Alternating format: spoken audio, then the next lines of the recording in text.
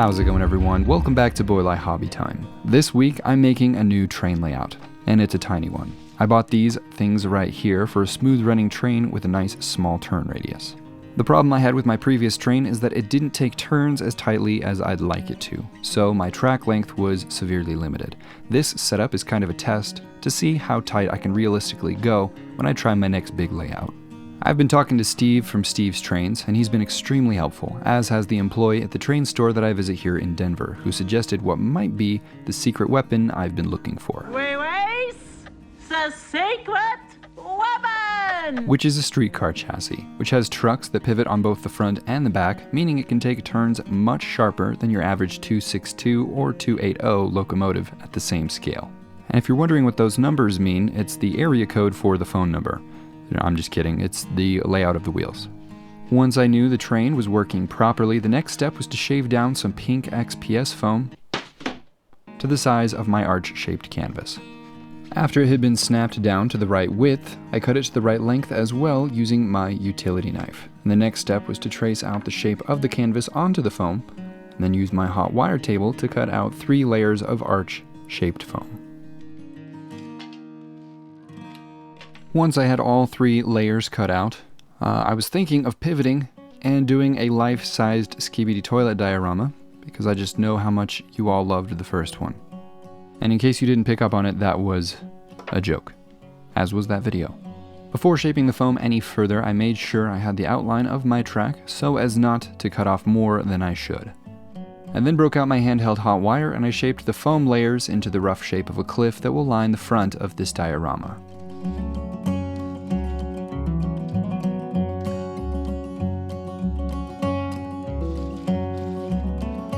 Before further texturing the cliff, I glued the layers together, and then I broke out my Dremel and a vacuum to give the cliff face even more of a rocky texture, while of course wearing a mask the entire time.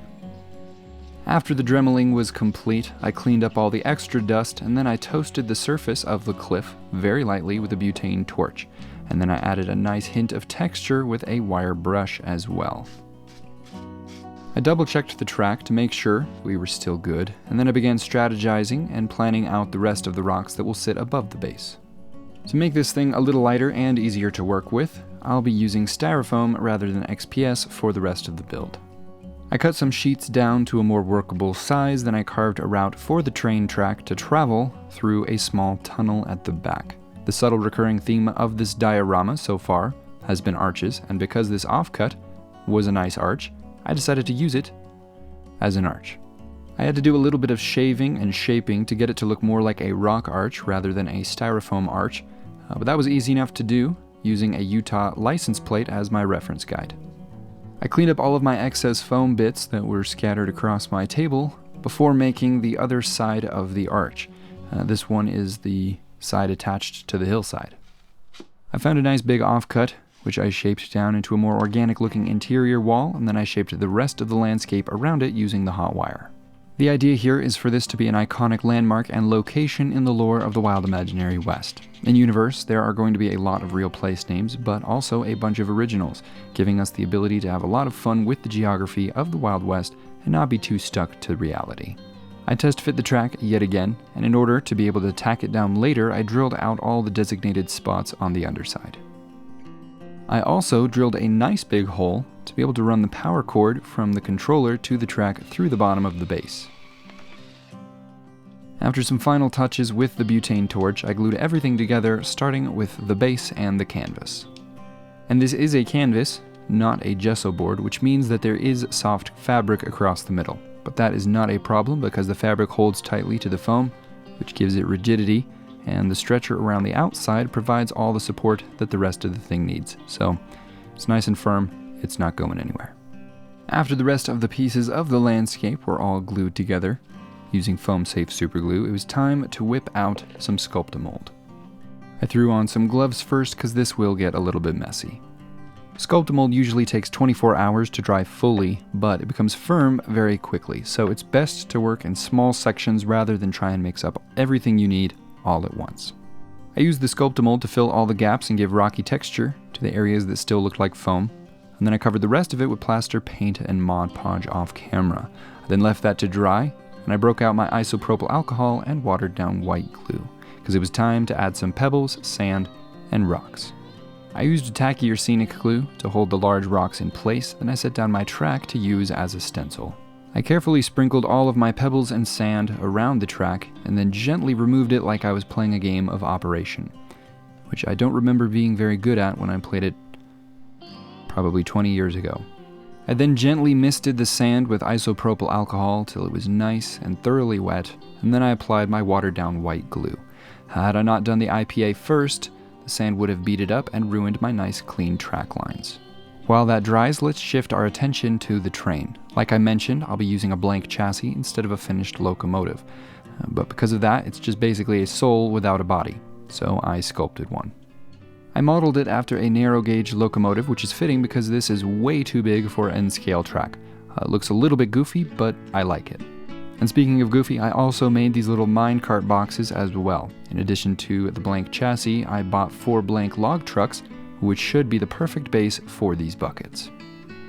The one thing I hadn't accounted for, though, was the lack of a coupler on the back of the streetcar, so I borrowed one from what will be the last bucket in this minecart train. Once the coupler had been carefully glued to the chassis of the streetcar, I made some additional additions, like styrene tubes and pipes on the body of the locomotive, and some raw ore payloads added to the minecarts. After that, it was time to prime. This is a fairly simple paint job, so after loading up my airbrush with some black acrylic primer and priming everything black, I dry brushed the rest. The only additional brushwork that I had to do were some tinting of the edges of the buckets to make them look more like iron, and some isolated brass details on the engine. When it comes to painting trains, it's hard to know if more is less, or less is less, or less is more, or more is more, so I stuck with my gut and I went for less is more. And I may add more detail later, but I'm happy with it right now. With my very simple paint job done, it was time to glue everything together carefully. Emphasis on the carefully. When it comes to N-scale model railroading, you cannot be too careful. One drop of superglue in the wrong place and you're toast. After everything was assembled, I was a little afraid that the corners of those buckets would touch, keeping it from taking those tight turns, but everything worked out in the end. By this point, the terrain was dry and ready to be primed, and while I paint that, I'd like to give a huge shout out to all of my patrons. Like I mentioned a couple minutes ago, the landscape and geography of the Wild Imaginary West are a combination of real world and imaginary elements, just like the rest of the universe. This particular location is a famous train tunnel located next to the base of a natural rock arch the locals refer to as Mammoth Rock, because if you look at it head on, it kind of looks like a mammoth. Anyway, the small privately owned train transports raw ore from the gold mines up the canyon down to the larger town nearby, where it is milled and processed. Just like in real life, raw ore is safer to transport because it's not worth the time of bandits to steal it, because most of them don't have the ability to process the ore on their own. Once I was done painting rocks, I threw some wooden veneer around the edges to clean them up. And while the sides did not become perfectly flat with the veneer, and they have some variation to them, a bit of black 4.0 should help minimize that visually. After the sides had been completely blacked out, it was finally time to install the track permanently. I connected the wiring and ran it down through the hole that I had made earlier. I then snapped the track together, which fit perfectly into the stenciled sand area that I had made earlier, which was very satisfying. And the last thing to do was to put my train in place. I made sure all of the wheels were nicely seated on the track, and after that, I called it good. Before moving on to my Glamor Shots, please take a moment to appreciate all of the submissions sent in by my patrons. This was for last month's art challenge, the theme of which was ancient history.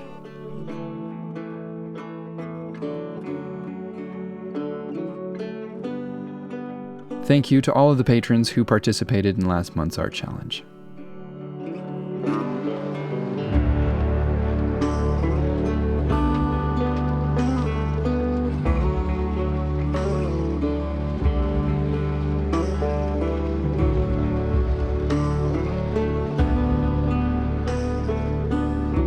As of the posting of this video, the Kickstarter for the Wild Imaginary West RPG has 4 days to go, and we're so grateful for how far we've come. We still have some fun things planned for the end of the campaign, so please do share it with your friends and family if you think they'd be interested. This Kickstarter is truly just the beginning of this project, and we have a lot of fun ideas in store. Just because it wasn't mentioned in the campaign or in the stretch goals does not mean that it won't end up in the game, and your comments and suggestions are all being heard. Please continue to give your feedback. We want the community to help make this the best game that we possibly can. That is it for this video. Thank you all so much for watching. Hope you enjoyed. Huge shout out as always to my patrons. You guys are the best. Have an awesome week, everyone. I'll see you next time.